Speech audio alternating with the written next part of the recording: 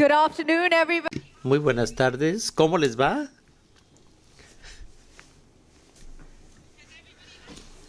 ¿Han almorzado ya? ¿No? ¿Sí? Veo gente con mucho entusiasmo. Vamos a tener una discusión muy buena esta tarde cuando hablemos del lugar en la mesa para las poblaciones más vulnerables y excluidas. ¿Cómo logramos que eso se realice? Se dice que si uno no tiene un lugar en la mesa, pues es muy probable que estés en el menú. Eso es muy importante.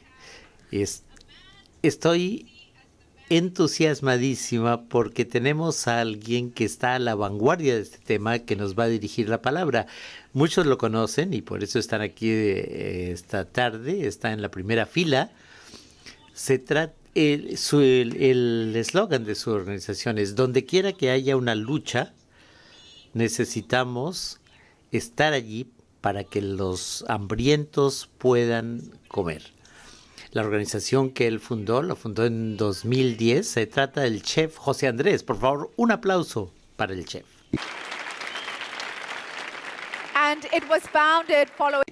Y se fundó después del terrible y devastador terremoto en Haití. Es una organización de chefs que crean soluciones al hambre y a la pobreza, en alivio de desastres, ayuda, empleos y seguridad alimentaria.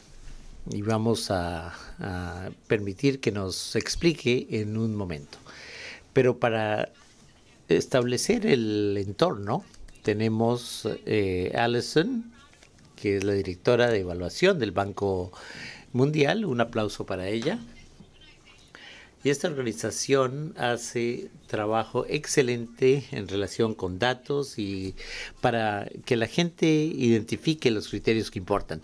Alison tiene más de 25 años de experiencia en desarrollo internacional en el campo de la política, la investigación y la evaluación en toda una serie de entornos culturales y ambientales. Yo soy optimista, afrooptimista, digamos, ¿no? Y por eso para mí esto es muy importante y muy interesante. Vamos a darle una calurosa bienvenida a Alison para que nos dirija algunas palabras de apertura. Muchas gracias, Julie. Qué bueno ver a tantos de ustedes este viernes a comienzo de la tarde. Algunos estarán pensando, bueno, este no es el tipo de evento que se presta para hablar de evaluación, pero yo quiero que cambien esa mentalidad y me parece que uno de los temas más importantes que nos confrontan actualmente es el de crear oportunidades para los que muchas veces están excluidos y son vulnerables. Voy a comenzar dándoles una buena noticia.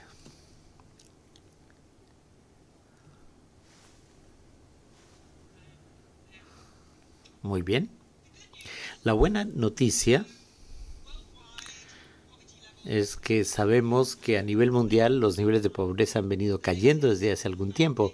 Los datos más recientes del Banco Mundial nos demuestran que quienes viven en pobreza extrema se han reducido de unos 1.800 millones en 1990 a 768 millones en la actualidad. Pero este mapa nos muestra, esas mismas estadísticas nos demuestran que hay muchos países que no participan equitativamente en esta tendencia positiva. Y también nos indica que hay grupos de población enteros que tienen un índice de pobreza en la actualidad que no ha cambiado en los últimos 10 años. Y también sabemos, si vemos la situación actual en el mundo, que hay personas y comunidades cuyos medios de sustento se han visto en peligro debido a los desastres o al conflicto. Aquí es donde radica la mayoría del problema de la pobreza en la actualidad. Y sabemos que llegar a estas minorías excluidas o poblaciones vulnerables puede plantear serios desafíos. Antes de seguir adelante, quiero hablarles un poco del grupo de evaluación independiente del Banco Mundial.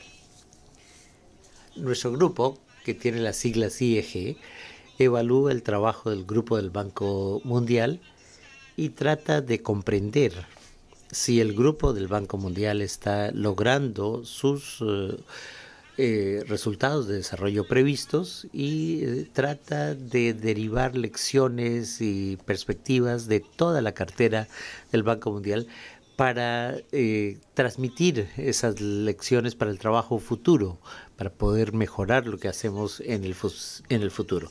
¿Y qué nos dicen algunas de estas lecciones? Nos dicen, en pocas palabras, que muchas de las cosas que debemos hacer para llegar a este tipo de población que de las que les estaba hablando, nos va a exigir pensar y trabajar de forma distinta en distintos contextos, pero también va a ser necesario que aprovechemos más los éxitos pasados.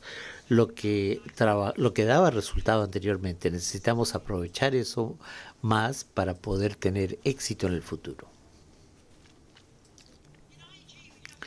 En IEG hay una serie de evaluaciones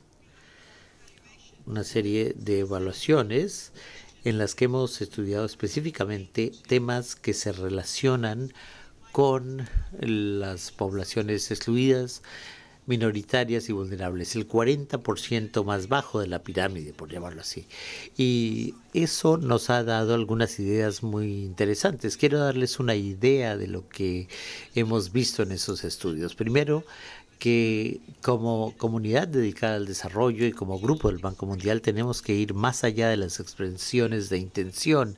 Tenemos que concentrarnos deliberadamente en lo que está limitando las posibilidades de vida o de sustento de estos grupos excluidos, entender las barreras y obstáculos a nivel individual y sistémico. También nos dice el resultado de este estudio que tenemos que centrarnos en identificar los conductos que conectan a la gente con las oportunidades. Y muchos de esos conductos son directos, por ejemplo, mediante la creación de activos y el acceso a servicios financieros, y otros son más indirectos, la creación de mercados que funcionen y normas más ágiles que permitan a los pobres beneficiarse. Pero además de identificar esas sendas, esos conductos, tenemos que determinar cómo se da el cambio.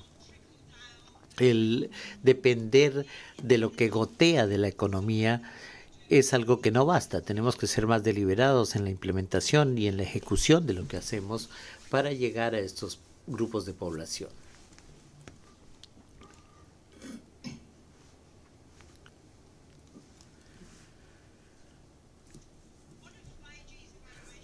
Una de las evaluaciones de IEG, que tenía que ver con cómo compartir la prosperidad,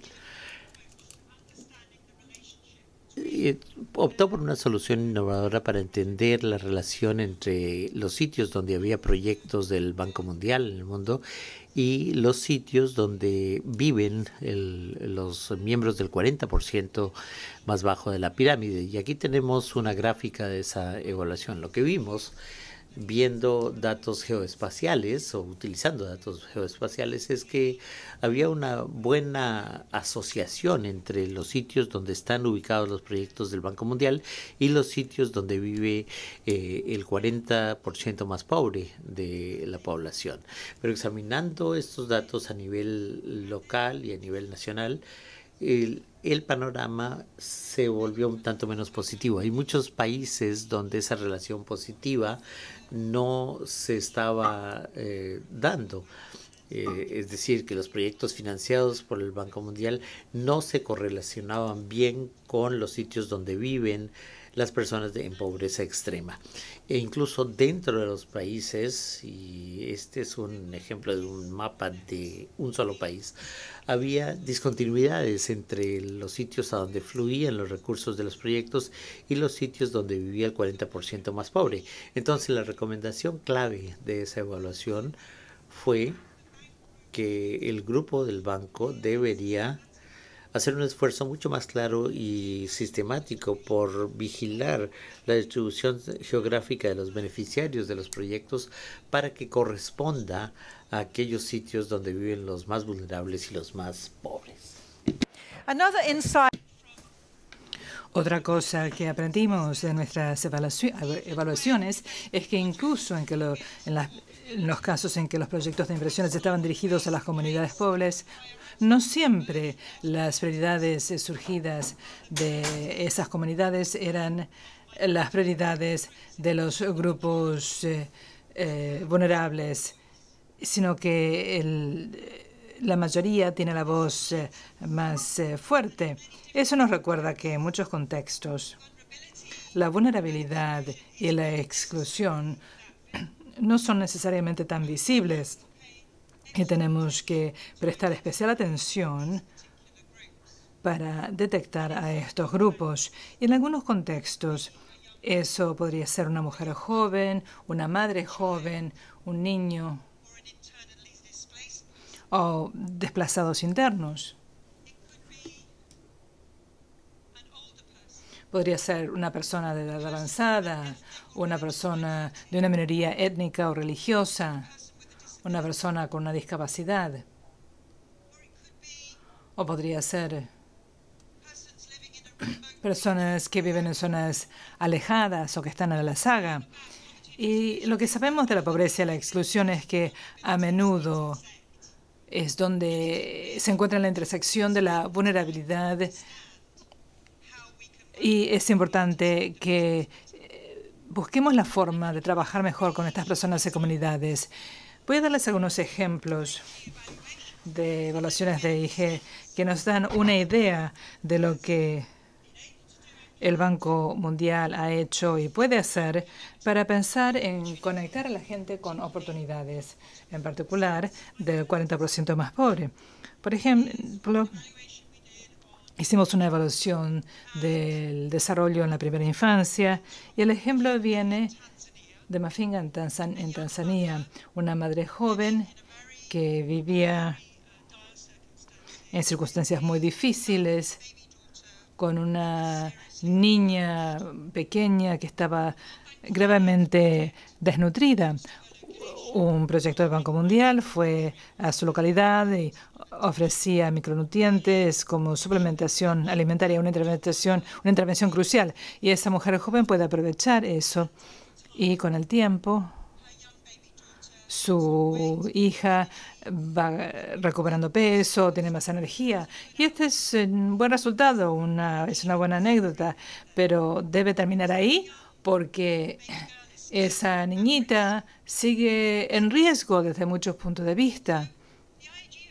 Así que la evaluación de IG determinó que, de hecho, en esas circunstancias, la integración de intervenciones en varios niveles y distintas formas, la coordinación de una respuesta, en particular para personas vulnerables o de gran riesgo como esta niñita, tiene un impacto mucho mayor. Las intervenciones funcionan individualmente, pero la posibilidad de integrarlas tiene un mayor impacto. Así que para esa joven madre, recibir micronutrientes también podía implicar llevar a su hija a un grupo de juego y recibir capacitación para estimular el desarrollo cognitivo de su niña, aumentar la probabilidad de que esta niña tenga la oportunidad de aprender más adelante en la escuela. Es una historia de pasar la atención de la oportunidad para sobrevivir a la oportunidad para prosperar. El próximo ejemplo es diferente y consiste en tratar de contactar a las comunidades en zonas de difícil acceso. En este caso, se trató de un proyecto de electrificación de un lugar de la República Popular, Lao. Y la finalidad del proyecto del Banco Mundial era instalar conexiones de electricidad con viviendas encabezadas por mujeres rurales pobres. Lo que hizo el proyecto fue básicamente ofrecer conexiones de electricidad con la red y al mismo tiempo proporcionar créditos sin intereses a estas familias para que pagaran la conexión, en última instancia para pagar el consumo de energía. Lo fundamental aquí es que les ofrecieron una conexión básica de baja tensión y también la oportunidad de devolver el préstamo que pagaron, que recibieron al mismo nivel de pagos que ya estaban haciendo con respecto a fuentes tradicionales de electricidad, por ejemplo, diésel, velas, baterías, que eran las fuentes habituales de electricidad. Así que al establecer el nivel de devolución del préstamo en el mismo nivel de gasto anterior, era mucho más fácil pagar el préstamo. De hecho, en las localidades donde se realizó este programa, 90% de las familias vulnerables y desfavorecidas pudieron aprovechar esta conectividad con la red de distribución de electricidad y a partir de ahí avanzar en cuanto a salud, actividad económica y educación escolar. La clave de esto fue un gobierno muy comprometido y también una compañía nacional de electricidad que quería hacer un esfuerzo para conectar a estas familias. El último ejemplo probablemente lo conozcan, pero vale la pena mencionarlo, porque es un muy buen ejemplo de la necesidad de aprovechar los éxitos anteriores. El Grupo del Banco Mundial ha apoyado los grupos de autoayuda en la India durante muchos años, que han sido sumamente eficaces como plataformas para fomentar la participación y crear oportunidades para participar para las personas que están excluidas por razones de género y de casta. Y estos grupos han logrado conectarse con programas de subsistencia y de ahorro y crédito con la oportunidad para hacer mejoras económicas y también, lo cual es fundamental, crear oportunidades para amplificar su voz y su agencia entre mujeres de bajos ingresos que por medio de esto pudieron abordar normas sociales negativas con respecto al matrimonio temprano y el abuso familiar. Repetir y aprovechar los éxitos es una estrategia importante para estos grupos. Así que, para concluir, si quieren llevarse un mensaje de mis palabras de hoy, es que necesitamos pensar de manera muy intencional en la forma de crear oportunidades para los grupos vulnerables y excluidos. El Grupo del Banco Mundial, la comunidad internacional, debe hacerlo. Y debemos concentrarnos en lo que se necesita y cómo lograr estos cambios y darle seguimiento en todo el ciclo de ejecución. Y eso se aplica a nosotros en la evaluación también. Tenemos que preguntarnos por qué, cómo y para quién. En IG tenemos que desempeñar nuestro papel en extraer enseñanzas de las experiencias sobre esta agenda. Ahora ya voy a dejar de hablar y quisiera referirme al próximo orador, alguien que tiene en mente las poblaciones vulnerables todo el tiempo, que también ha creado una infraestructura impresionante para ayudar y tratar de conectar y crear oportunidades para estos grupos vulnerables. De un evaluador a un profesional, voy a ceder la palabra al chef José Andrés de la Cocina Central Mundial.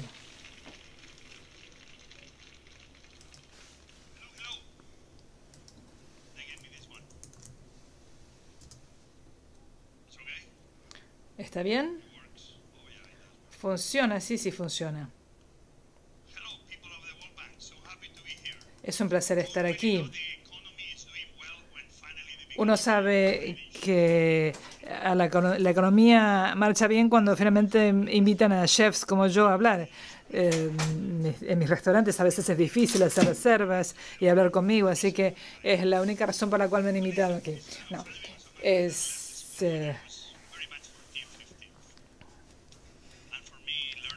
Para mí, el aprendizaje ha sido muy útil, estar rodeado de personas que saben más que yo, entonces trato de absorber sus conocimientos.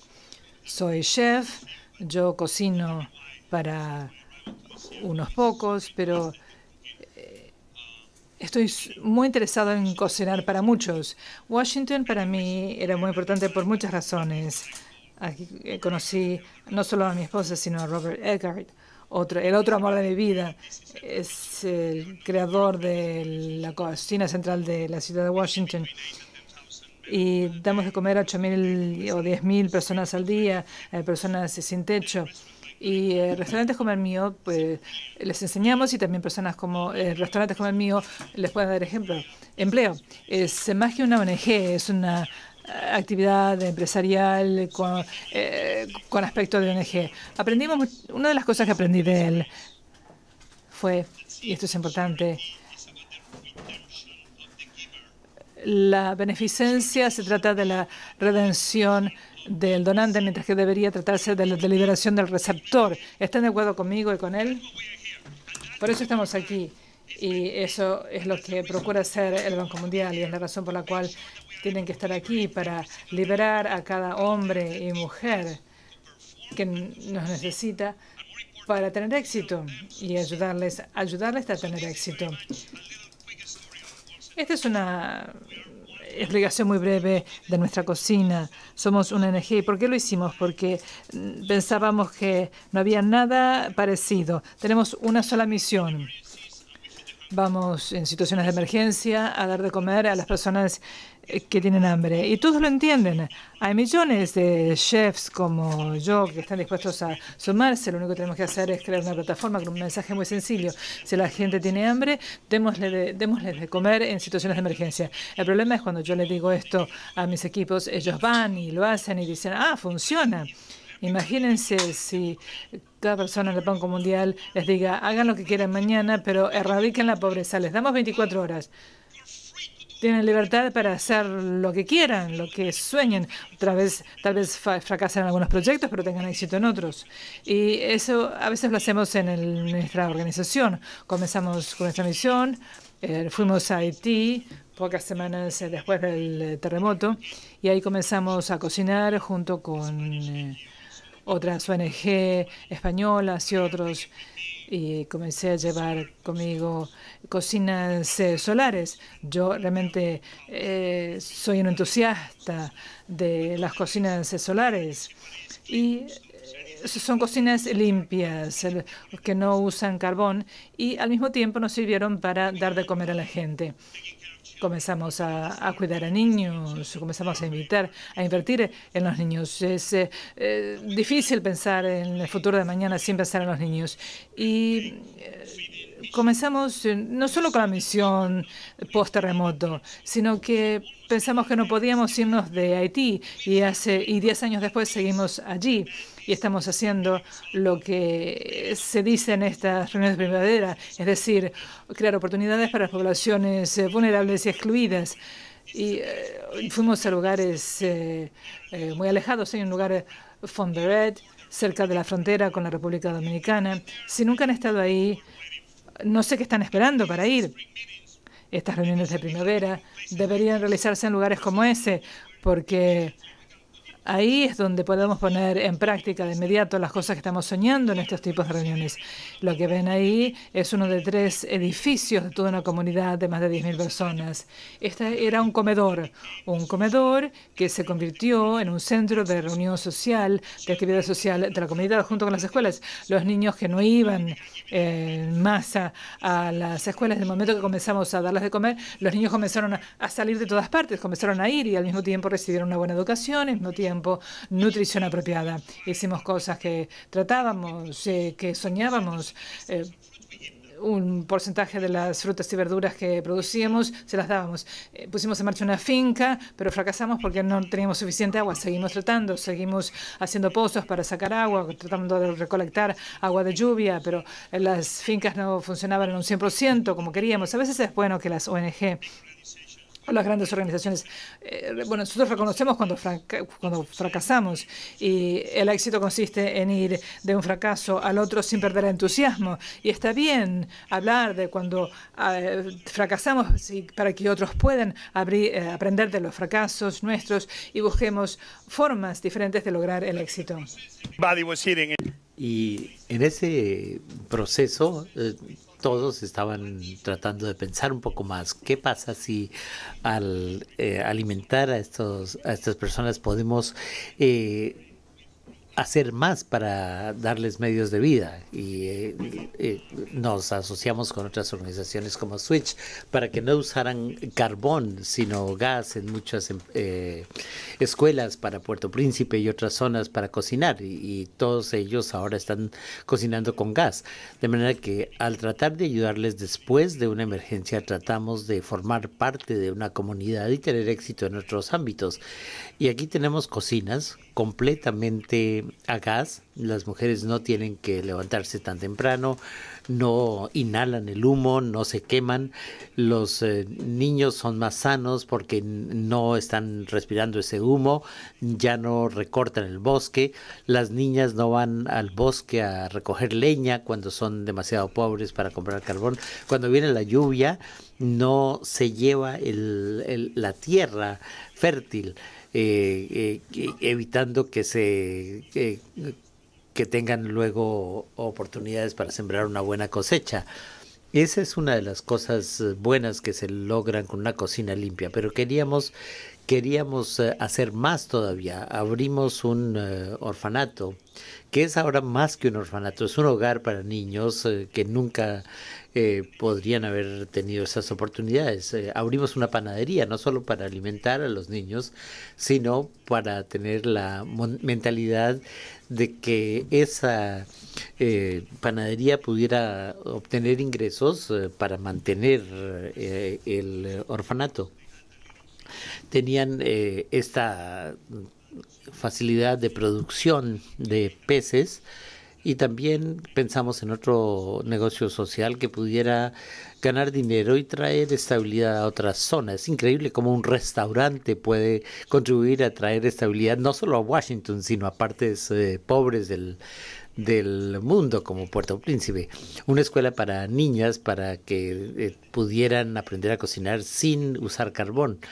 Y el turismo también lo estamos promoviendo en Haití. Estamos comenzando a capacitar a los empleados de los próximos hoteles y restaurantes en ese país. Eso lo hicimos durante 9 años. Cuando sucedió el huracán María en Puerto Rico hace más de 2 años, respondimos allí.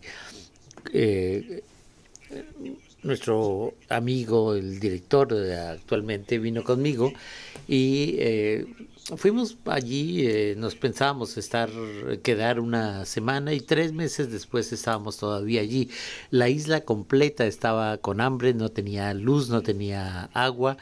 Recuerden que solamente les dije en un comienzo que teníamos una sola misión: alimentar a los hambrientos. Pasamos de una cocina a 26, 18 funcionaban al mismo tiempo. Fuimos de 20 voluntarios a 25,000 voluntarios, 1,000 comidas al día a 150,000 comidas al día. Al final de la misión teníamos casi 4 millones de comidas preparadas. Si les digo la verdad, ese es el Coliseo donde alimentábamos a 75,000 personas diarias, muchas personas.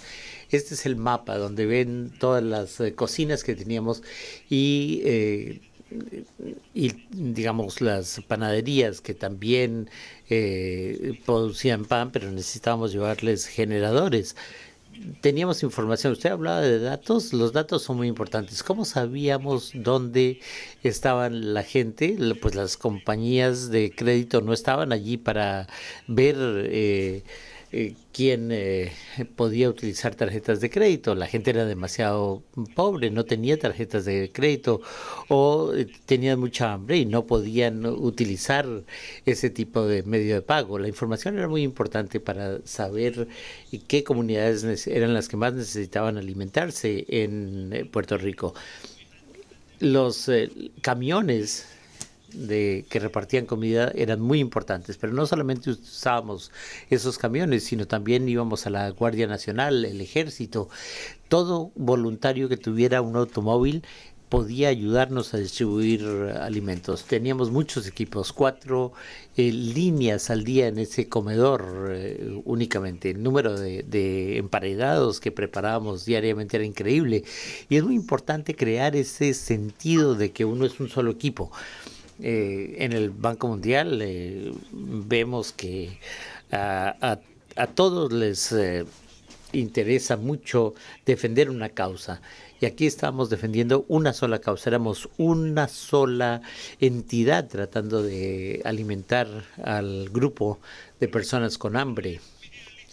Y luego no nos fuimos de Puerto Rico. Hasta ahora nos mantenemos allí después de que pasó la necesidad urgente, ayudando a los agricultores. Puerto Rico importa el 90% de sus alimentos y es muy importante que Puerto Rico se vuelva autosuficiente en cuanto a los alimentos, aunque no lleguemos sino a la mitad de la meta que pensábamos lograr. Será un éxito. Invertimos en 44 granjas porque no podían obtener préstamos de fuentes tradicionales. Muchos se iban a ir de la isla y comenzamos a darles donativos de $20 a 20,000 para que pudieran producir frutas y hortalizas. En los próximos años vamos a llegar a 220 agricultores para cultivo de lechuga, hortalizas de todo tipo, acuicultura, pero en el proceso aprendimos lo que necesitaba la gente, nos conectamos con la comunidad y logramos seguir ayudándoles para que un día Puerto Rico sea autosuficiente en términos de alimentos. Y luego cuando pasó el problema en Guatemala, los equipos ya llegaron de inmediato. Ahora ya ni siquiera esperan. Les pregunto dónde están. Ya llegamos al sitio de la tragedia. Alimentamos a los que tienen hambre. La misión es muy clara y por eso no tenemos que planificar. Llegamos allá y comenzamos a alimentar a la gente. Estábamos en un comienzo cocinando 48 horas después de que hizo erupción el volcán allí. Aquí está el mapa. Tuvimos más de 31 albergues, escuelas y hospitales. Fuimos los primeros en llegar y durante muchas semanas nos encargamos de los militares, de los trabajadores de emergencia de Guatemala y de muchas personas más. Y estos mapas nos ayudaron mucho, aunque era un mapa en la pared, pero para nosotros quedaba en claro que todos estaban trabajando con un mismo propósito. En Guatemala fueron unos 400,000 comidas y ya todavía estamos allí. Nos aseguramos de que a donde quiera que vayamos, las comunidades cambien sus métodos de cocción de el carbón al gas. Quien les diga que después de una tragedia es imposible lograr el cambio, se equivoca. El mejor momento para tener un impacto en las comunidades es el momento en el que parece ser más difícil. Tuvimos éxito cuando tratamos de cambiar del carbón al gas en las situaciones más precarias. Funciona. ¿Por qué? Porque la gente quiere un futuro mejor y a veces el gas representa ese futuro mejor. Esto sucedió en Indonesia. El equipo se desplazó rápidamente, fue maravilloso. Logramos responder en Indonesia en el primer terremoto, luego el primer tsunami, luego en el segundo tsunami. Estuvimos allí durante meses enteros y cada vez que vamos nos adaptamos. Aquí estábamos preparando unos 15,000 alimentos diarios en cada una de las misiones, utilizando los voluntarios locales. Ellos quieren que se les incluya en el proceso. En muchas de estas emergencias viene la gente de fuera, de otros países, y nunca le preguntamos a los locales qué necesitan, cuáles son sus necesidades, quién necesita ayuda, alimentos. Siempre nosotros utilizamos los servicios de los voluntarios locales porque ellos son los que saben cómo dar ayuda. Y muchas veces la mentalidad de que uno tiene los conocimientos es equivocada. Hay que escuchar a los locales y ver cómo pueden ellos mismos contribuir a solucionar sus problemas. Y solo alimentamos a la gente, pero también traemos otro tipo de ayuda, lámparas para poder ver por la noche y también medios para cargar los teléfonos celulares. La luz es importantísima, aunque uno no lo crea. Hemos venido distribuyendo lámparas en toda América Latina y el mundo entero.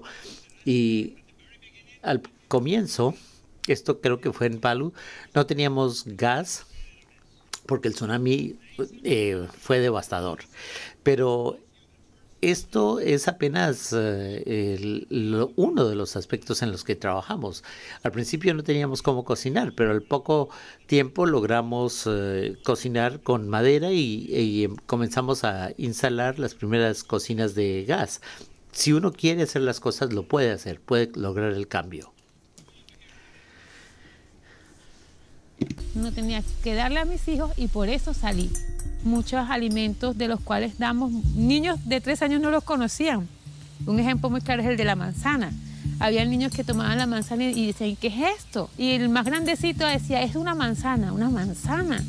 Al probarlo decían, ¡ay, qué deliciosa es la manzana! Todos los que hemos estado en Venezuela hemos vivido el tener hambre y realmente es un sentimiento que por lo menos yo no quiero que nadie sienta. Yo digo, ojalá que nadie pueda sentir ese sentimiento. Es tan horrible tener hambre y acostarse y no tener que comer y levantarse y no tener la esperanza de comer. Es terrible. Entonces aquí todos trabajamos con mucho amor y con mucho deseo de que esa comida llegue a las personas a las que necesitan. Eso es lo que nos hace un buen equipo.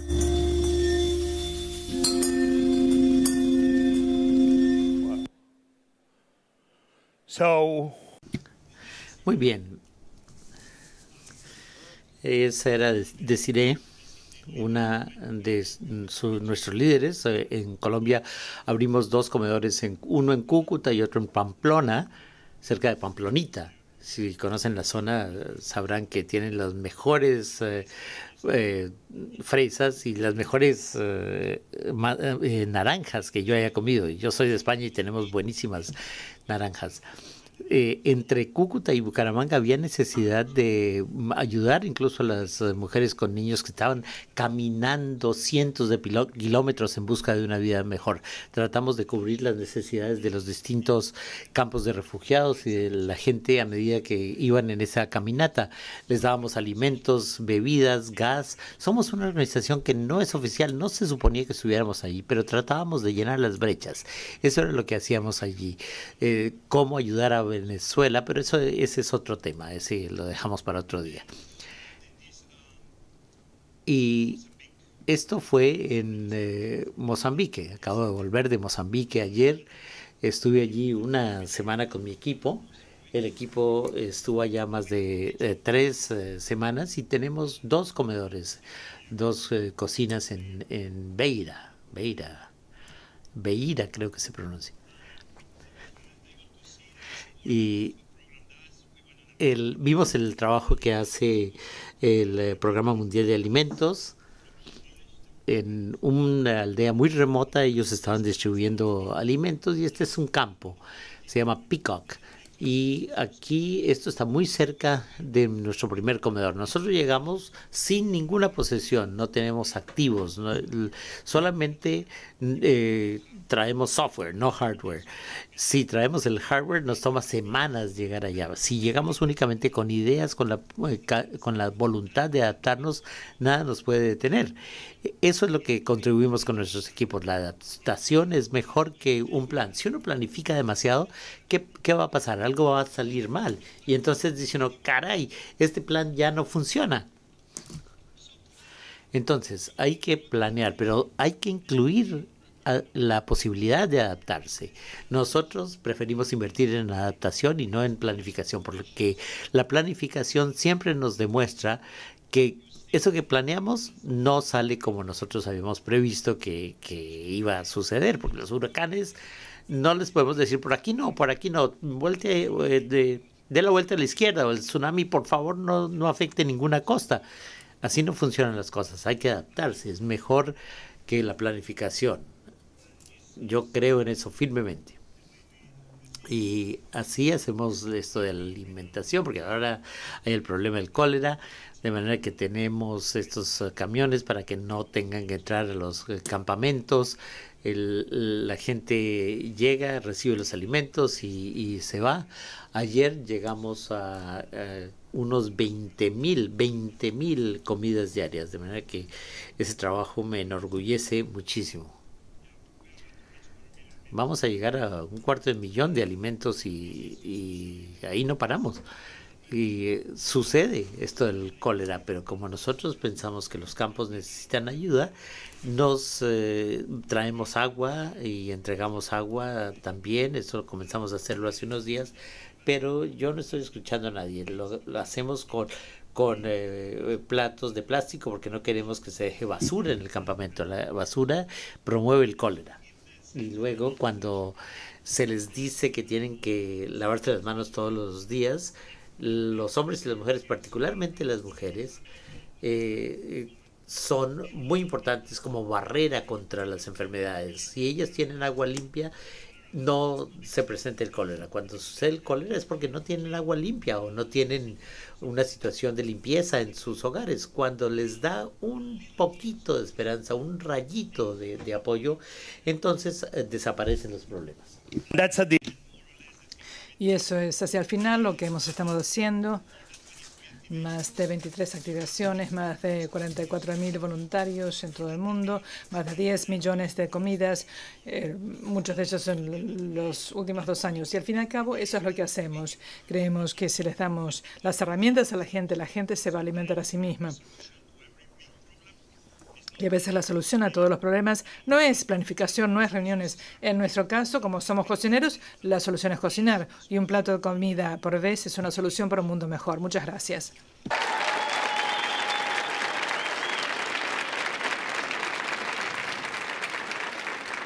Wow. Estoy totalmente inspirada. Un plato de comida por vez. Hay tantas cosas que podemos citar, pero yo creo que lo más importante es poner manos a la obra, la adaptación, estar listos, hacer las cosas. Voy a comenzar por Alison ahora, después de escuchar a José, Andrés. IEG trabaja de manera singular, pero a la cabeza de la investigación y la evaluación. Cuando él habla de adaptación y la planificación, lo cual es interesante, ¿cómo puede introducir las cosas que dice él en las cosas que hace IEG con sus socios? Gracias y gracias a José Andrés, fue muy inspirador. Lo que nosotros decimos, lo decimos tal vez de manera diferente, pero hay elementos que se superponen y que nos conectan. Una de esas cosas es el papel que puede desempeñar la evaluación. Necesita datos, necesita información, por supuesto, pero también tiene que tener en cuenta que las cosas cambian. Incluso con los mejores objetivos en mente, con las mejores intenciones al comenzar una intervención, es importante que se incorpore la capacidad para cambiar. Y nosotros, como evaluadores, que vamos en una etapa posterior para ver si funcionó, debemos estar en condiciones de tener eso en cuenta en lo que hacemos. Porque usted tiene razón. La planificación tiene un papel, pero no siempre resuelve todos los problemas. Así que uno de los mensajes que nos llevamos de lo que dijo José Andrés es saber dónde están estos grupos, comprender mejor dónde buscarlos y dónde están las personas más vulnerables, sean en una situación de desastre o en otras situaciones. Debemos asesorarnos también de que tengamos la metodología para tener en cuenta la adaptación y el cambio y el ajuste de rumbo. Y también tener conversaciones abiertas cuando las cosas no funcionan y aprender de eso. Y yo creo que eso es algo con lo cual estamos comprometidos en IEG. Gracias, José Andrés, por haber ido a Mozambique tan pronto. Muchas personas aquí desearían entender cómo seleccionan los lugares a donde van y también cómo determinan cuándo es el momento de irse. Ahora en realidad nos dimos cuenta de que en realidad evolucionan y cambian, pero ¿cómo seleccionan estas situaciones? Es interesante porque aquí delante hay 2 de nuestros 3 directores ejecutivos de la cocina mundial y tenemos acá el director ejecutivo. ¿Puede ponerse de pie? Sí, pueden aplaudirlo. Pero todo tiene un comienzo. El comienzo no es fácil. La cocina central y el Banco Mundial somos uno y lo mismo. Porque la primera persona que fue mi director ejecutivo, yo trabajaba para ella en realidad, era una mujer maravillosa que trabajaba en el Banco Mundial. Ella se tomó un año sabático y sin ella muchos de los proyectos que ustedes vieron allí no se habrían convertido en realidad. Ella nos permitió avanzar con la organización y hacer lo que hacemos hoy. Así que vamos a darle un aplauso a Fredes Montes, una mujer maravillosa del Banco Mundial. Sin ella esto no lo habríamos logrado. Así que le voy a decir qué es importante. Yo en realidad no cuento buenos chistes. So hard, you people. We need more jokes.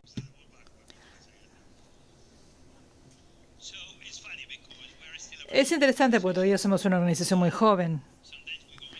A veces iniciamos un proyecto, pero no tenemos fondos en el banco para llevar a cabo los proyectos. Y al fin y al cabo, nos encontramos en una situación en la cual, cuando creemos que podemos ser un agente de cambio, vamos. Cuando hubo los incendios en California, allí estuvimos. Con la erupción del volcán en Hawái, ahí estuvimos.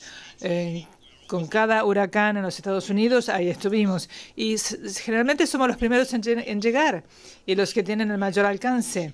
Y no somos oficiales, no somos una organización oficial. A veces la gente no está muy contenta de vernos. A mí me parece bien porque los que están contentos son las personas que tienen hambre. Y para ellos es que vamos. Así que creemos que vamos a seguir creciendo. Como 10 millones para una pequeña ONG es una cifra muy grande. Es fascinante ver las cifras que hemos alcanzado.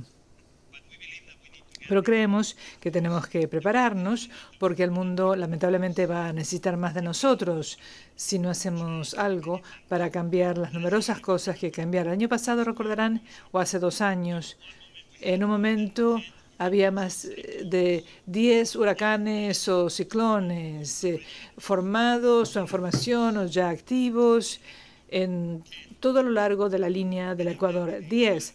Muchos no tocaron tierra, pero muchos de ellos sí. Así que imagínense si no necesitamos organizaciones como la nuestra. Somos una organización pequeña, nos movemos con rapidez, pasamos de 15 personas en la sede a miles en cuestión de días. Somos muy flexibles. Esos son los tipos de organizaciones en las cuales tenemos que comenzar a invertir. Necesitamos más organizaciones que sean más precisas y específicas, que respondan a los problemas que estamos tratando de resolver. No es posible que una organización que se ocupe de la salud de la gente reciba fondos para construir viviendas. No, eso va a ser un fracaso. Lo hemos visto antes. Somos una organización de cocineros. ¿Qué hacemos? Cocinamos y damos de comer. Vamos a necesitar más ONG como la nuestra, muy nuevas, especializadas, flexibles, que puedan moverse con rapidez y adaptarse. Nosotros trabajamos con comida, pero necesitamos otras que abarquen distintos aspectos de las emergencias. Alison, voy a volver a preguntarles sobre los mejores enfoques, pero ustedes pueden presentar sus preguntas para José Andrés y para Alison en www.ev.com.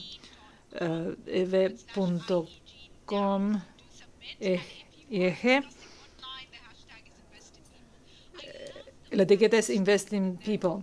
Me gusta el hecho de que estamos hablando de personas vulnerables y excluidas. Lo que suele suceder es que nos fijamos en los países en desarrollo, pero se reconoce que esto está ocurriendo en todas partes en el mundo y que hay personas necesitadas y hambrientas en todas partes. Cuando se trata de los mejores enfoques, creo que he recibido comentarios fascinantes de José Andrés. ¿Qué aconsejaría usted para organizaciones de desarrollo y gobiernos con respecto a lo que mejor funciona y qué podemos aprender de experiencias como esta? Gracias, Julia. Tienes razón. Acá estamos hablando de personas en todo el mundo. Es mucho lo que se puede aprender sobre cómo llegar a estas poblaciones y cómo tener un verdadero impacto en su vida. Yo creo que las cosas que vimos por medio de las evaluaciones de IG son muy intencionales en cuanto a la formulación y la aplicación de iniciativas. O sea que sabemos a quiénes estamos tratando de llegar.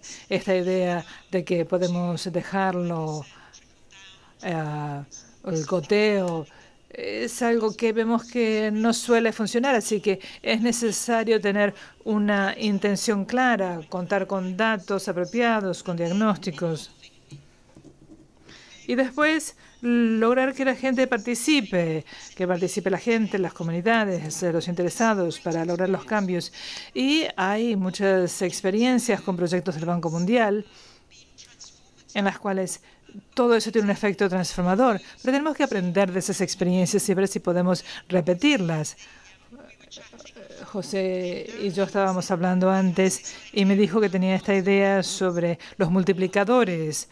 ¿Cómo podemos multiplicar? Tenemos un lenguaje en el ámbito de desarrollo de la ampliación en escala y la repetición. ¿Cómo vamos de algo pequeño que influye en la comunidad a algo que conecta un distrito, una provincia? Y ese es el reto que todos enfrentamos, pero son elementos muy buenos para ir construyendo y necesitamos encontrarlos y amplificar. Me gusta la palabra intencionalidad. Estaba hablando con algunas personas en Nairobi, con jóvenes, y estábamos hablando sobre la crianza de los hijos y hablábamos de que la atención materno-infantil comienza con la intencionalidad de tener hijos. Y esto es fascinante porque no se les había ocurrido que tienen que decidir el hacer esto. Y a veces hablamos de la intencionalidad con información errónea. Por eso necesitamos información correcta para que nos encamine bien. Volvemos a José Andrés y nos fascina la idea de la capacitación. Ustedes hacen mucha capacitación. Y la importancia de esto es cómo se conecta la gente con las oportunidades, cómo se asegura que dé resultado a largo plazo. Obviamente, les mostré la escuela que tenemos, por ejemplo, en Puerto Príncipe, donde estamos orgullosos de trabajar. Pero les voy a plantear una situación que sería considerada una emergencia, con lo que está ocurriendo ahora en Colombia. Los caminantes de Venezuela que se van del país, comenzamos a traer a algunos de ellos para ayudarnos a preparar los miles de comidas que preparamos todos los días. Muchos de ellos son cocineros, pero otros no. Así que al ayudarnos también nos están aprendiendo a cortar verduras, a cocinar. Pero no se limita a eso. Una vez elogié al gobierno de Colombia porque nos ayudó a traer funcionarios colombianos para capacitar a hombres y mujeres que nos estaban ayudando con la producción de alimentos. Y daban clases de saneamiento sobre cómo manipular los alimentos correctamente. Les dábamos un carnet después de que tomaron el examen e incluso tenían una tarjeta de trabajo temporal. Y para mí fue fascinante ver que el gobierno colombiano estuviera tan dispuesto a asociarse a una ONG pequeñita como la nuestra. Y ni siquiera estábamos allí en calidad oficial, pero nos ayudó a ayudarles a proporcionar asistencia a esos venezolanos de una manera rápida, limpia, sostenible y eficaz, y de manera legal, y también darles los instrumentos para realizar el trabajo. y desempeñar sus labores. Sé que estos hombres y mujeres terminarán en algún momento en el trabajo, trabajando en un hotel o en un restaurante, y algunos de ellos tal vez vengan a Venezuela para tratar de dar de comer a muchos niños. Así veo las cosas, que incluso en situaciones de semi-emergencia, esta es una emergencia humanitaria en todo el sentido de la palabra. Y nos complace poder usar estas ideas y enfoques rápidos, eficaces, asociándonos con la gente de la localidad, en este caso con el gobierno de Colombia.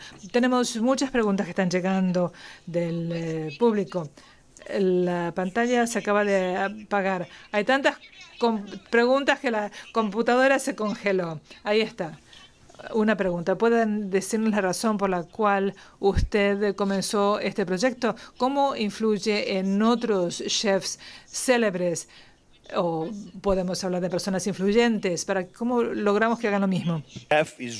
La palabra chef famoso es un término malísimo. Es la única profesión del mundo donde alguien puede ser famoso y una personalidad por ser cocinero. Yo soy cocinero y yo les puedo decir que durante muchos años la secretaria Clinton, Hillary Clinton, me nombró embajador de la Alianza de Estufas Limpias. Y fue una especie de título de embajador honorario, pero yo me lo tomé muy en serio. Y he estado hablando sobre este tema en todo el mundo, y a través de nuestra ONG tratamos de traer estas estufas limpias a todos los sitios a donde vamos. Pero nosotros como chefs somos un gran ejército, somos un ejército de miles de cocineros, de chefs, y lo que estamos tratando de hacer es conectar a todos para que se active esa tropa al mismo momento y pueda contribuir a paliar el hambre. El Banco Mundial apoyó ese movimiento de las estufas limpias. El doctor Kim me tenía loco con todo esto de las estufas limpias. Y yo también le hablaba mucho de las estufas limpias, y yo creo que fue por eso que se fue al Banco Mundial, porque le hablaba ya demasiado de esa alianza de las estufas limpias. Pero eso propició muchos proyectos entre el Banco Mundial y la Alianza de Estufas Limpias, algunos en Haití, Bangladesh, la India, en otras partes del mundo. Y eso me complace mucho. ¿Cómo puedo ayudar yo siendo chef? Bueno, yo estuve en Kenia con este tema, en Camboya. Hay un chef en India que se llama Sanjeev Kapoor. Si usted es de la India, lo conoce. Si no lo conoce, tal vez sea el chef más famoso porque tiene un programa de televisión que ven muchísimas personas en el mundo. Es una personalidad realmente. Y él aceptó apoyar las estufas limpias, y ahora es la voz de las estufas limpias, rodeado por toda una serie de mujeres chefs, y muchos de los cambios que estamos viendo ahora y que van a suceder en India y Bangladesh los está propiciando Sanjeev Kapoor, porque él está todo el tiempo en las comunidades, en los medios de prensa, para propiciar las estufas limpias. Todos nosotros aquí presentes en el edificio, en todo el continente americano y en el mundo, tenemos el poder de hacer que la gente apoye nuestras causas, porque no podemos hacer las cosas solos. Todos y cada uno tenemos la responsabilidad de traer a otra persona para que convencerlo de aquellas cosas en las que uno cree. Eso nos inspira. Para los que no sepan, este tema de las estufas limpias es un tema masivo en África Oriental. Es uno de los... ¿Cuántas personas cocinan con leña o carbón en el mundo? Casi 3.000 millones de personas. 3.000 millones de personas. ¿Saben hace cuánto comenzamos a cocinar en una estufa en el piso con leña? Hace 250.000 años o más. Yo no estuve presente, pero 250.000 años después, desde cuando la humanidad comenzó a controlar el fuego, comenzamos a tener millones de personas, de mujeres en el mundo, porque no somos los niños, los hombres los que alimentamos a la humanidad. Si no fuera por las mujeres, la humanidad moriría de hambre. A mí eso me enorgullece, pero me enorgullece más darles los instrumentos para que puedan cocinar bien.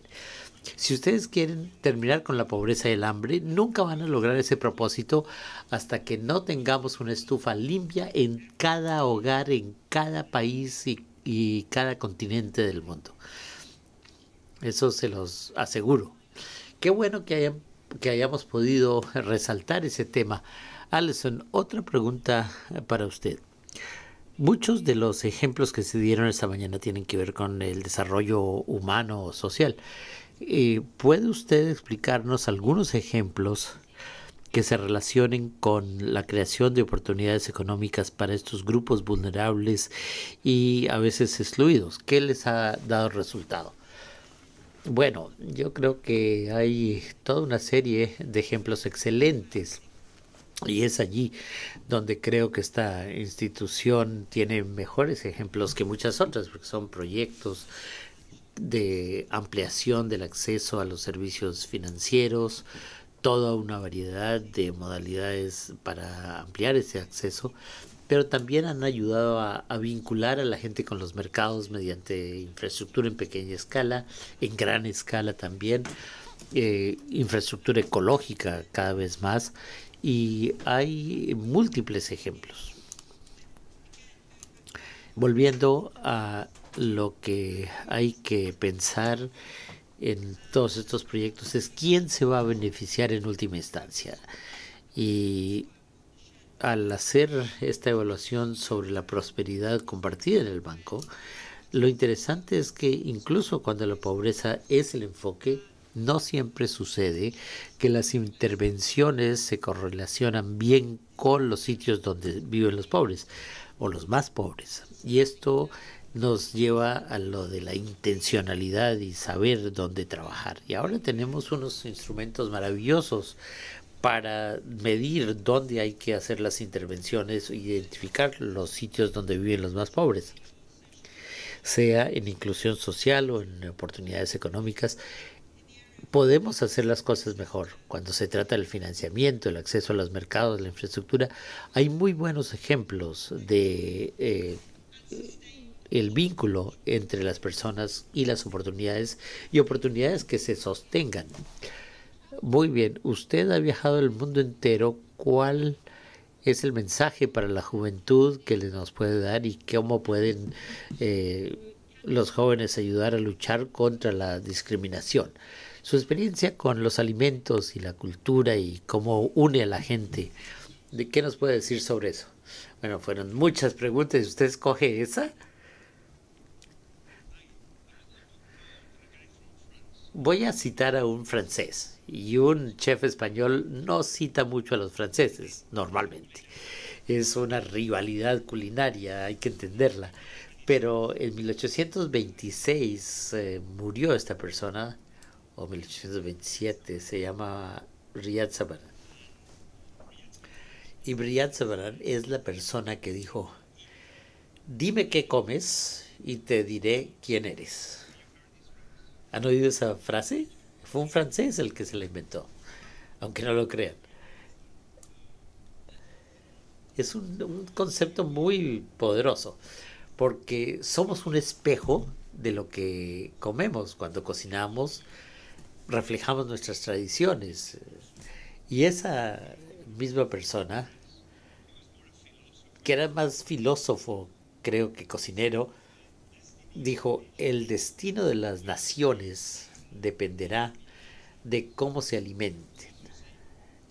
Entonces, fueron citas muy poderosas en relación con los alimentos, pero la importancia de esas dos frases la vi cuando estaba cocinando en Haití, con lo que tuviera a la mano. Era mi cuarto día en Haití, mi primer viaje, y estaba cocinando y estaba haciendo un cocido de frijoles para la comunidad. Y una persona se me acercó con un traductor y me dijo: están muy honrados por el hecho de que estés cocinando, pero no les gusta tu comida. Y le dije, ¿pero por qué? Dijo, bueno, porque estos son frijoles pintos, pero ellos no los comen enteros, los comen refritos y los muelen y luego los colocan encima del arroz como una salsa. ¿Tienes inconveniente en hacerlo así? Les dije, bueno, no importa cómo sea, vamos a ver cómo podemos moler los frijoles o los frijoles. 4 horas después estábamos todavía moliendo frijoles y luego pasaron a pasarlos por los tamices. Unas 2 horas estaban cantando mientras lo hacían y luego comieron y quedaron felices. Es lo que dije antes, a veces no escuchamos, venimos de fuera y creemos saber lo que ellos quieren y lo que necesitan, pero para mí esa fue una de las mejores experiencias que tuve en mi vida y de ahora en adelante, desde ese momento, siempre pregunto qué necesitan, qué quieren, cómo les podemos ayudar y cuando nos responden eso, lo que nosotros les podemos dar es mucho más productivo que si nosotros les damos lo que creemos nosotros que ellos necesitan. Es un pensamiento muy poderoso y eso capta la importancia de la dignidad y el respeto. Otra pregunta interesante, ¿cómo tiene acceso a los productos que se necesitan para cocinar en la comunidad? Porque es una pregunta interesante porque quiere valorar los insumos locales y sí, es una pregunta muy interesante. Fuimos a Haití y a Puerto Rico. En Puerto Rico, pongamos, todos me preguntaban, José, ¿cómo conseguiste alimentos? Un desastre total. ¿Y sabes cuál es la respuesta? Bueno, conseguimos alimentos porque los chefs siempre sabemos dónde conseguir alimentos. Y esto de que hay que traer las cosas de fuera, no es cierto. Pero ¿cómo haces? ¿Cómo los... ¿Por olfato? Bueno, no, al final en Puerto Rico sabíamos quiénes eran los mayores distribuidores de alimentos. Fuimos al sector privado, nos reunimos con los 20 comerciantes más grandes de Puerto Rico, nos reunimos en un hotel y ellos me dijeron, no hay problema con los alimentos. Yo les di la tarjeta de crédito, abrieron una línea de crédito y de ahí en adelante nunca tuvimos problemas con los alimentos en Puerto Rico. A veces los problemas parecen ser muy grandes, enormes, y los que vienen de fuera a ayudar no saben qué está sucediendo en la zona que están tratando en la que están tratando de ayudar. Tratan de conseguir los alimentos desde el exterior, pero a veces hay mucha comida local. Después de ciertas emergencias, claro, no es fácil, pero eso fue cierto incluso en Indonesia o en Mozambique, donde estuve hace poco. Los equipos siempre tenían acceso a los alimentos localmente, pero lo que necesitábamos hacer era asociarnos con los locales. Si no lo hacíamos así, estábamos tratando de ayudarlos a ciegas. Alison, es un punto muy importante porque si pensamos en el mundo en desarrollo, por ejemplo, en el Cuerno de África tuvimos una gran sequía y no estábamos reforzando la capacidad local. El hecho de utilizar los conocimientos, las fuentes locales es fundamental, ¿no? Sí, creo que muchas de las evaluaciones que hacemos se concentran en el grado al cual se está identificando la capacidad local y cómo se invierte para el futuro. Y sobre eso hay que hacer ese esfuerzo a varios niveles, a muchos niveles. Se ha preguntado cuál es el papel de las instituciones, qué papel desempeña el sector público en esto. Y yo les di un ejemplo de cómo vincular, cómo conectar la electricidad, cómo hacer vínculos con las jefas de hogares. Y el gobierno, en este caso, estaba muy comprometido junto con una empresa de servicios públicos locales para lograr cumplir con ese objetivo. O sea que todo lo que usted describe no puede darse en un vacío de responsabilidad pública, sino que se trata de forjar esa alianza y aprovechar las fortalezas de las comunidades para sostener el futuro. Una pregunta fascinante, pero se me fue de la pantalla. ¿Cómo, aquí está, qué papel desempeña la sostenibilidad ambiental? Por ejemplo, basura cero, sostenibilidad, ¿cómo utilizan eso en la industria de los restaurantes? Creo que esa fue mi esposa la que me hizo esa pregunta. Bueno.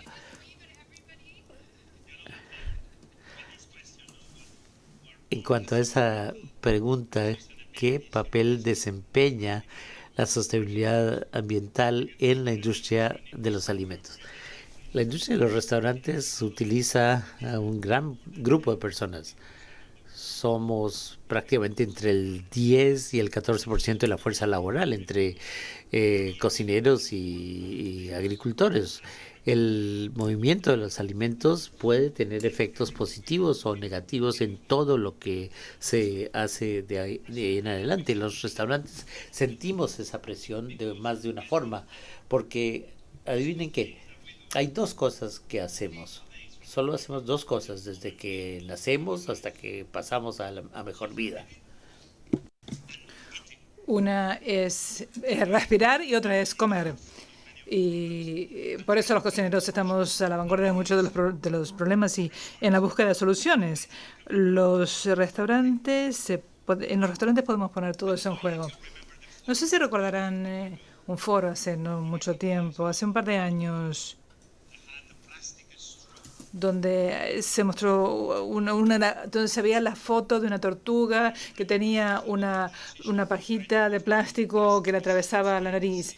Y en la ciudad de Washington tratamos de deshacernos de las pajitas de plástico y entonces todos protestaban y decimos, ¿por qué no las prohibíamos? Esa foto en los periódicos, en las páginas web de todo el mundo, de la tortuga que sufría mientras trataban de sacarle la pajita de plástico, fue lo que logró que cambiara la industria. Si van a un restaurante, verán que todos están apartándose, usamos las pajitas de papel y estamos en el punto sin retorno. Hay muchas cosas que tienen que ver con el medio ambiente, con la protección de los animales. Los restaurantes estamos a la cabeza y lo sé porque en mi profesión estamos listos para hacer frente a esos desafíos, porque la industria, cada vez que la industria de los restaurantes hace un cambio, tiene grandes efectos, no solo en la ciudad de Washington, sino en todo el mundo, porque todos tienen que comer. Si todos estamos tratando de comer mejor, de una manera más lógica y de vivir de la manera que predicamos, yo creo que hay cambios que se avecinan. Estamos llegando a las últimas preguntas y quería que Alison se refiriera a una declaración muy interesante que hizo el chef José Andrés cuando dijo que las tragedias son momentos oportunos para introducir cambios. Esto es posible, pero tal vez la gente en esos momentos sueñe con lo posible. En el trabajo que usted hace, se puede analizar cómo trabajar en momentos más difíciles para introducir cambios. Yo creo que es algo muy interesante y yo creo que las pruebas son muy sólidas en ese sentido. Aquí en el Grupo del Banco Mundial hay un ejemplo que hemos examinado en nuestro trabajo en la IEG, en la respuesta al brote de ébola. Y eso galvanizó una respuesta muy acelerada y una gran colaboración en todo el Banco Mundial, en un momento en que obviamente se necesitaba una respuesta con rapidez. Y esos momentos en que los hilos en la organización pueden entorpecer el trabajo, cuando, como en este caso, hay una grave crisis de salud, existe la posibilidad de trascender esos hilos y de colaborar. Y es tranquilizador y es posible, pero la cuestión es por qué no podemos repetirlo más. Pero este es un buen ejemplo de una crisis que puede dar lugar a una respuesta más coordinada y en colaboración. Gracias. Voy a leer esta pregunta porque veo que se menciona varias veces. La gente dice que cuando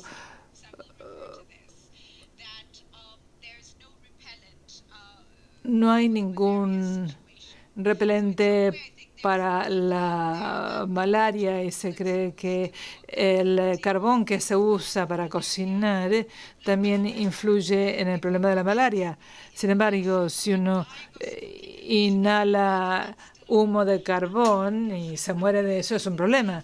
Ahora, estoy en la razón al decir que la albahaca y otras hierbas que se cultivan pueden responder a este problema. Yo soy cocinero, no soy experto en salud, pero lo que escuché decir fue obviamente que la malaria es la malaria y que cocinar con carbón y es malo.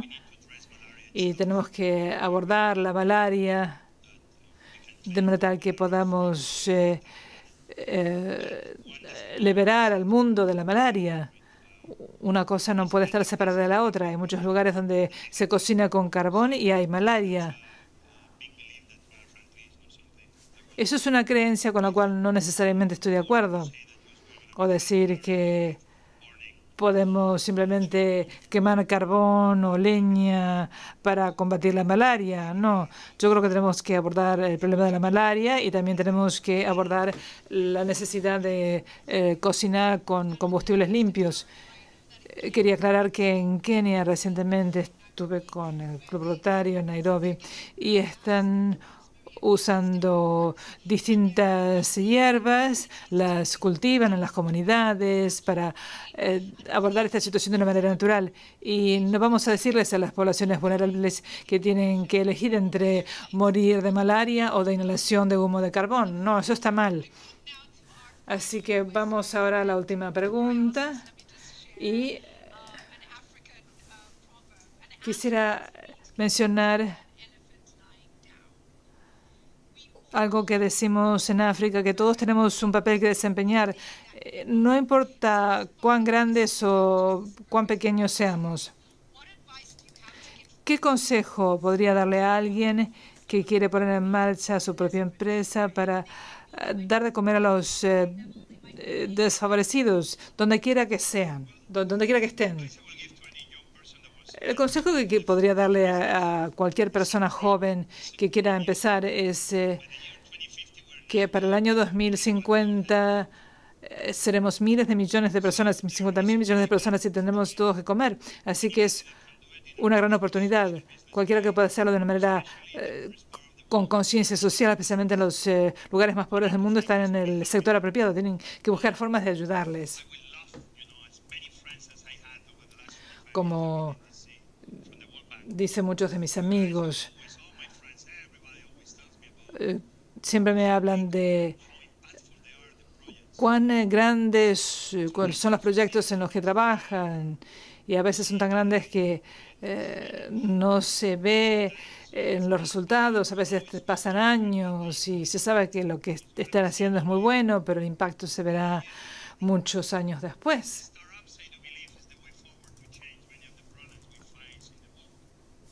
Muchos de los sería bueno ver que un mayor porcentaje de lo que hace el Banco Mundial es apoyar a empresas incipientes en el mundo, donde se vea acción y reacción de inmediato, donde una pequeña inversión pueda ayudar a mejorar la vida de comunidades pequeñas de todo el mundo.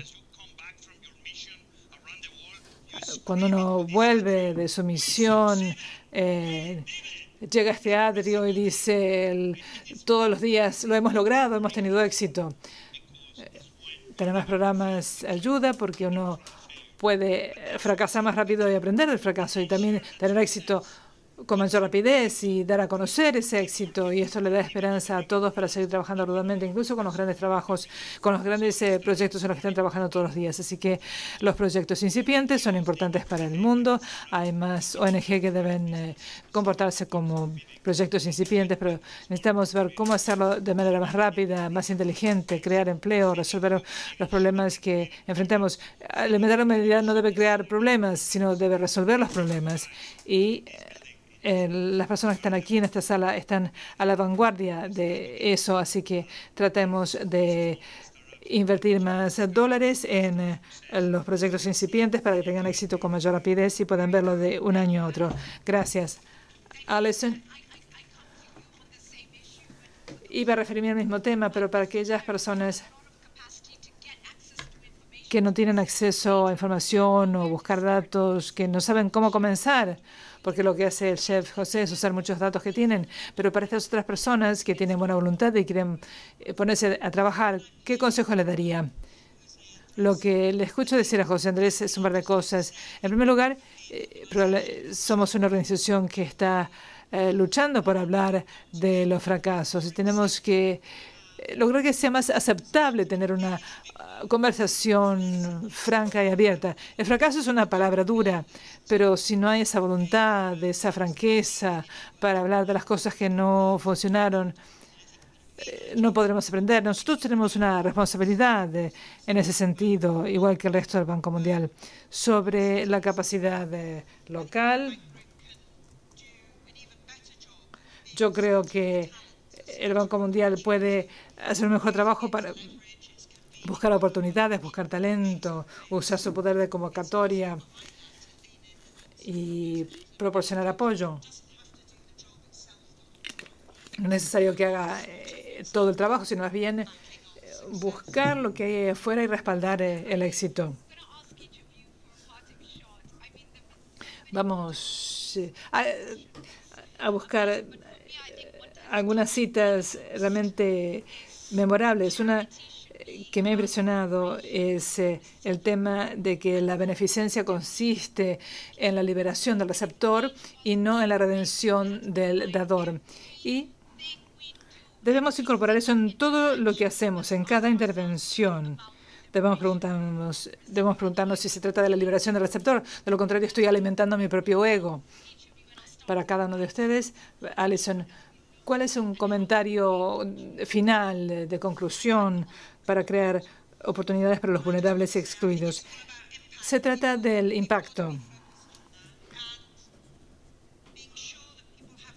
Estar seguros de que todos tengan un asiento en torno a la mesa es el primer paso. Amplificar su voz y su agencialidad en la mesa es lo que necesitamos. Gracias. Chef, usted tiene la última palabra.